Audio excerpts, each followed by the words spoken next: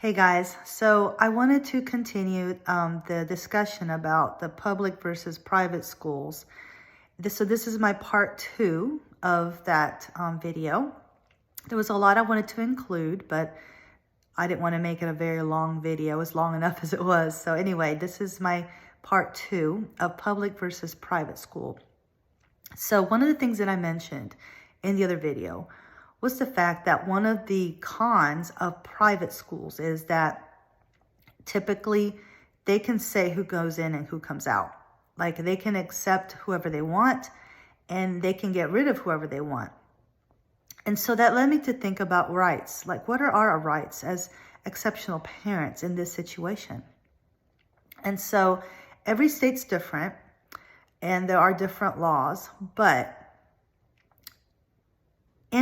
I guess in the grand scheme of things, a private school has the right to make guidelines and establish ways of accepting families or kids into their school program. And so as far as your rights are concerned,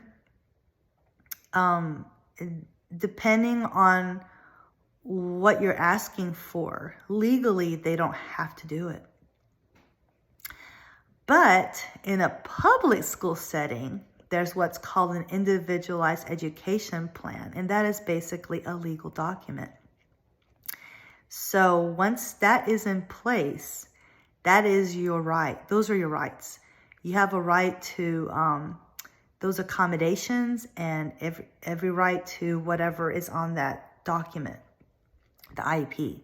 And so that is one of the biggest things that you need to think about as far as deciding whether or not you want to go to a private versus public school. Because in the end, what is it that you want for your child? So this is where I want to go with this discussion is if your child is college bound, you want them to have the best education. You want them to be prepared for college. You want them to have those classes that are going to challenge them. You want them to be able to know how to manage their time and to be able to study and do well on exams, especially the ACT and SATs. However, if your child, they're not college bound and you just want them to be prepared for life, what school would be better for your child? And that is a very important question. Because if you're putting your child who's not even college bound into a school where they stress college prep and they really push the students to excel academically, that may not be the right place for your child. And I have seen that and it's not fair. It's not fair to the child. You're setting them up for failure. And so that is really the key question that you need to ask yourself when trying to determine what your child needs is where do you see your child in 10, 20 years from now? Are they going to be in college? Are they going to be, what kind of job do you see them, working in? And if it's a job that requires a degree, that's different than if you think, well, my child might not be able to have a degree, but they'll be able to do something technical. And so maybe working towards that. There are public schools, like for example, in my area, they have a technical kind of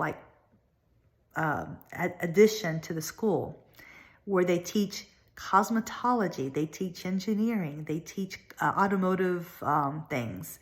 And so the children are able to get certified in certain fields, and so when they graduate from high school, they can actually go straight to the workforce. And once they're there, a lot of these companies, they will help their employees further their education and get even more certifications that will enable them to do higher level jobs. But at least they're getting their foot in the door. And so I think that's a really great thing. More and more schools are realizing that not every child is going to go to college and get a 4-year degree. And so it's important to utilize those resources and to take advantage of every opportunity that you have for your child, right? And so anyway, those are just some things that I wanted to add to my part 1 of this video series. I'm sure I'm going to think of more things later, but in the meantime, I want you to, sit down with your child and figure out what are some of the things that they're interested in and ways that you can help your child attain their goals. It's very important. You can never start that conversation early enough. As always, good luck on your journey, and I look forward to talking to y'all soon. Bye.